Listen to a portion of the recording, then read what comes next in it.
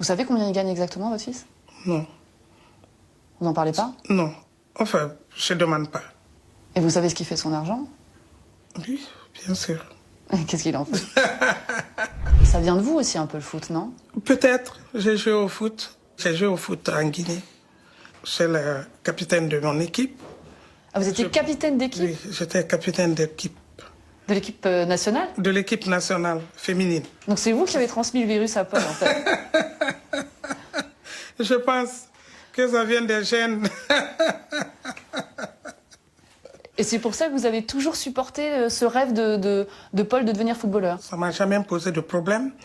Depuis son début, ses entraîneurs ont su qu'il était vraiment talentueux. Et des fois, on venait me chercher. Il faut venir voir ton fils, comment il joue. Il faut venir le regarder. C'est un talent. Un jour, c'est parti comme ça. C'est ce qu'il aime. Il aime beaucoup le foot. Je dis, il n'y a pas de problème, il n'a qu'à aller. Et on va toujours continuer à le suivre. Vous avez fait beaucoup de sacrifices? Oui, je fais beaucoup de sacrifices. J'ai travaillé matin et soir pour venir à leurs besoins, pour qu'ils n'envient pas leurs camarades. J'ai travaillé pour qu'ils soient à l'aise. Je les ai toujours envoyés en vacances. Vous savez combien il gagne exactement, votre fils? Non. Vous n'en parlez pas? Non.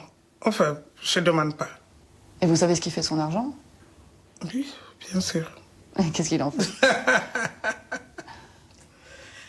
Il sait ce qu'il fait. Il fait de bonnes actions. C'est vrai que maintenant, j'ai arrêté de travailler. Les enfants m'ont dit de ne plus travailler.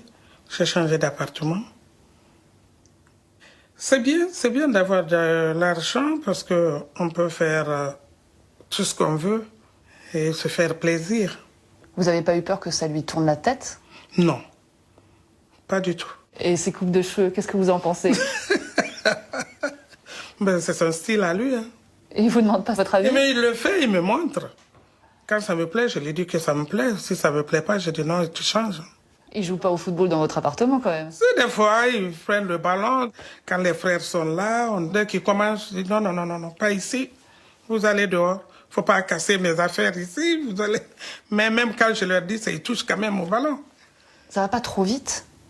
C'est un footballeur qui est quand même précoce. Il a été capitaine des Bleuets, Oui. il est à Manchester à 16 ans. Oui, ça va. Bon, c'est allé trop vite, mais bon, c'est sa destinée. C'est peut-être son travail qui a fait qu'il est allé trop vite. On dit de Paul qu'il est très ambitieux. Il dit par exemple qu'il sera un joueur de légende et qu'il sera même le meilleur milieu de terrain de tous les temps. C'est bien d'être ambitieux ou c'est un défaut? Oui, c'est bien d'être ambitieux dans le bon sens. Il veut être comme les grands qui sont passés avant lui. Ça, c'est dans le bon sens. C'est pas être mégalo, c'est pas... Non, moi, je pense non. Pourquoi ne pas rêver? Ça peut arriver un jour. On ne savait pas qu'il serait à ce niveau aujourd'hui. C'est quoi les petits mots d'une maman juste avant un match comme celui-là?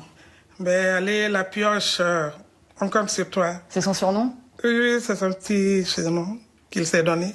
Et lui, il vous parle, il vous dit qu'il est inquiet? Non, pas du tout. Il est toujours confiant. Hein. Tous les matchs, avant tous les matchs, il dit, maman, ne t'inquiète pas, ça va aller. C'est lui qui vous rassure? Oui, il me rassure tout le temps. Est-ce qu'il y a une bonne entente entre les mamans des joueurs? Oui, très bonne entente. C'est qui vos copines?